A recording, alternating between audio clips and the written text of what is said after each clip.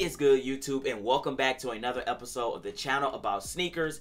I'm your host, qsoles, and as I said before, different background, same dope content, even doper sneakers. And with that being said, this is one of the most highly anticipated sneaker releases this year for me. Let me say that one more time. For me personally, this was one of the most highly anticipated releases. I could not wait until they dropped. I was extremely happy. I honestly think, you know what, we're gonna get into that a little bit later in the video, my exact thoughts about this sneaker. But with that being said, drop a like, subscribe if you're new. We're gonna jump right into this review. Slight bars, oh my god. So one thing about this sneaker off rip, everybody should already know, Nigel Sylvester actually posted this exact sneaker a while ago. Well, let me not say exact. There were a couple differences that we'll get into later, but I'm saying that because I thought that this was going to be a highly anticipated release for a lot of people due to the fact that Nigel Sylvester dropped his friends and family pair, excuse me.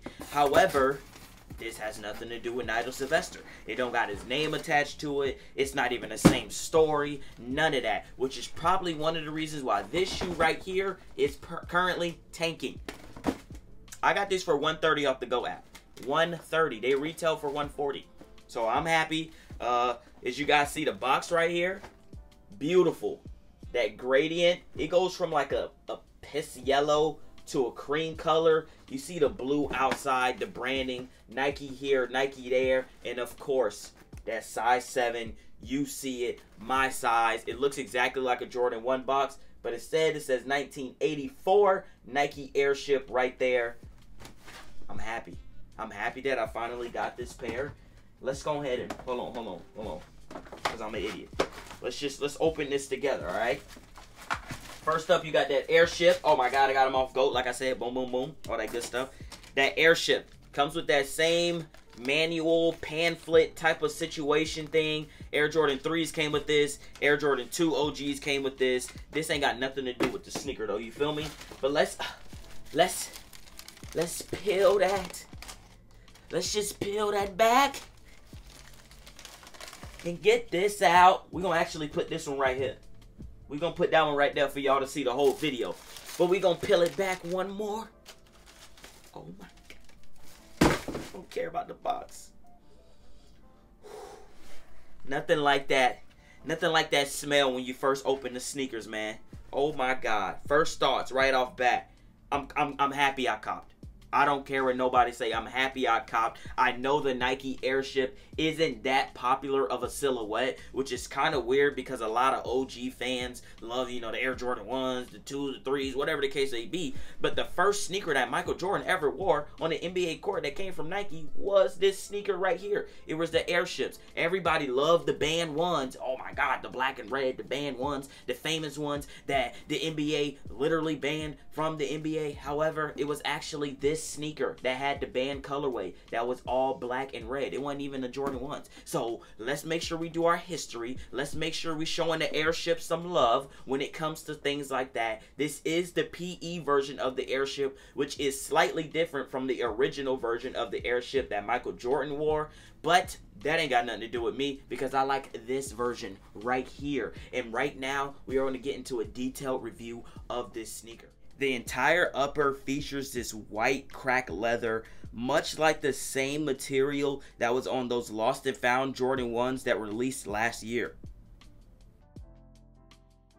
Heading down to the midsole, that is a aged cream color. The stitching matches the midsole color as well. It gives this shoe a lot of life. It makes it pop off that white as well as the uppers of the sneaker. Speaking of the uppers of the sneaker, the Nike checks on both the medial and lateral side, all around the collar of the sneaker, as well as the eyelets outlined in that diffused blue color, and it is in a hairy suede material.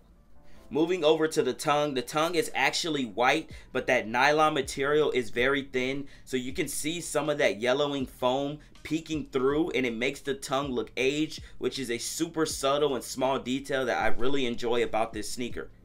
The laces themselves are in a darker shade of blue, almost as if the shoe laces itself were aged over time and they start to get darker and darker. I think this is a very good look for this sneaker. It does come with an extra pair of laces, which I will probably put in that cream colorway.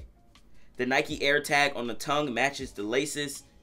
Inside guts follow that same coloring as the laces, and then the insoles itself are all white with that Jumpman right in the middle.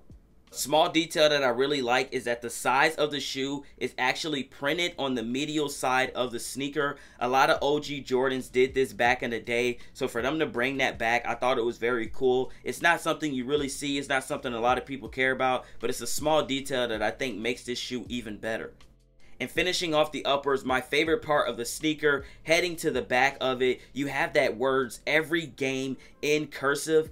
Absolutely beautiful. We will get into the inspiration behind that in just a little.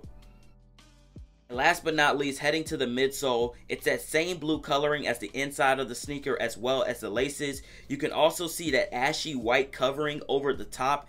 Inspiration behind that, they did the same thing with the lost and found Jordan 1s. As the Jordan 1s and apparently the airships as well age over time, the midsole, or the outsole, excuse me, starts to have this ashy covering over the top of it. There's not really much to this sneaker in terms of 50 different materials or 70 different colors or anything like that. It's a simple, beautiful colorway. The inspiration behind this, as well as the red pair that dropped alongside of this, is that Michael Jordan wore a pair of UNC colored, UNC inspired shorts under his game shorts for the Chicago Bulls every game, hence the words "every game" on the back right there. I love the story. I love the inspiration behind this. I already knew that Michael Jordan wore UNC shorts under his game uniforms for every game. The fact that they brought that to life with this pair as well as the red pair paying homage to obviously the Chicago Bulls colorway, and this pair paying homage to the shorts that he wore under his Chicago Bulls uniform.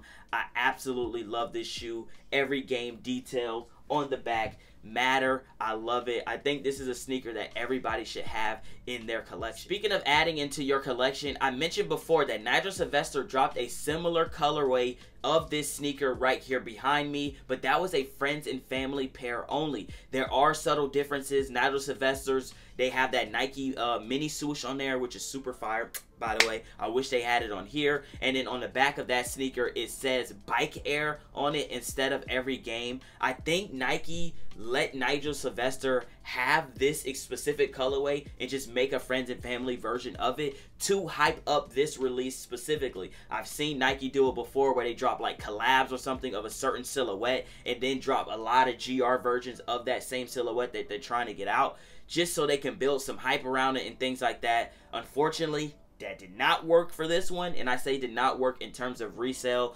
value. That I got these under retail. I got these for $130. They retail for $140 off of GOAT. So they're not doing too well. Not a lot of people like the airship. I think that's why they tried to get the Nigel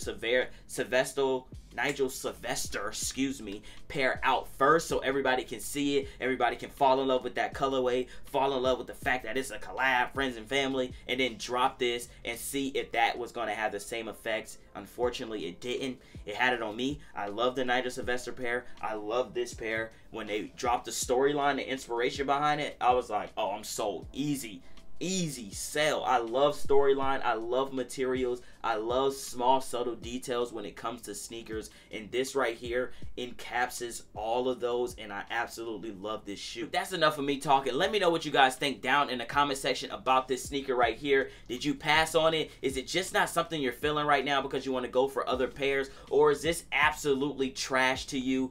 All your opinions matter. Make sure you drop them down in the comment section below. I love this sneaker. I'm going to go with an unpopular opinion. This is in my top 3 sneakers of 2023. No matter what. I don't care what else drops again. Or what else drops later on in the year. I have these in my top 3 no matter what. Right now, I got the White Cements Reimagined. I got these at number 2. And then I got the Doritos Dunks that just came out. I did a review on those last video. Make sure y'all go check that out. And those Dorito SB Dunks. Those are my top 3 right now.